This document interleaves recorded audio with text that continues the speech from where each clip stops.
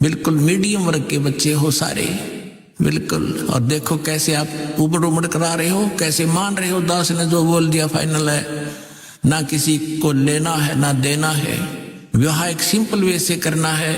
हम विवाह के ऊपर इतना खर्चा कर देते हैं, फिर आगे छूछक बात पता नहीं कितने कुबाड़ हमने सर पर रख लिए। जब ब्रह्मा विष्णु महेश का ब्याह किया था दुर्गा ने, ना कोई भाती था ना बराती था, ना कोई जलेबी तारे था, ना कोई डीजे बजानिया था।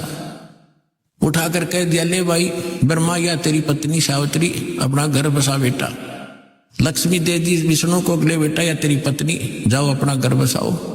और शंकर जी को पार्वती दे दी, जाओ भाई हो गया ब्याह। और ये बाकी बकवाद तो बेमतलब की है जो हम किया करते थे, अपने सिर पर बोझ धर लिया सारा जीवन इन बकवादों के लिए, जोड़े जाते लुटे जाते ये फूक जाते।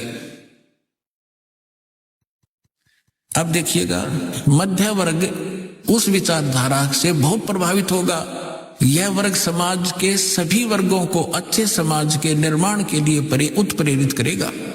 यह विचारधारा पूरे विश्व में चमत्कारी परिवर्तन लाएगी। मुझे अपनी छठी अतीन्द्रिय शक्ति से ये एहसास हो रहा है कि इस विचारधारा को जन्म देने वाला एक महान संत भारत में जन्म ले चुका है।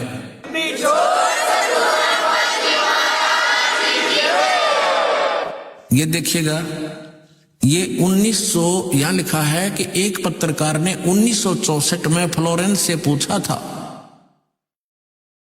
और 1980 की शुरुआत तक व्यापक उथल-पुथल 80-89 के बाद ऐसे भूकंप आएंगे कि न्यू जर्सी का कुछ हिस्सा तथा यूरोप और एशिया के कई देशों के स्थानों पर भूकंप से विदीर्ण हो जाएंगे, कुछ जलमग्न हो जाएंगे। तृतीय विश्व युद्ध का आतंक सबके दिमाग में बैठ जाएगा।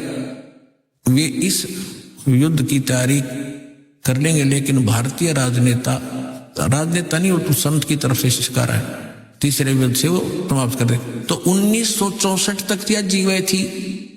1964 में तो ये युवा थी जो बता रही थी, 10, 20, 30 वर्ष और भी 94-95 तक यह जीवे थी। तो इसने उस समय बता दिया था, 1964 में भी इसने बता दिया था कि उसका जन्म हो चुका है। और उसको दृष्टि आगे की जो वर्तमान का जो दास की स्थिति थी अब की है वो भी दिखाई दी थी।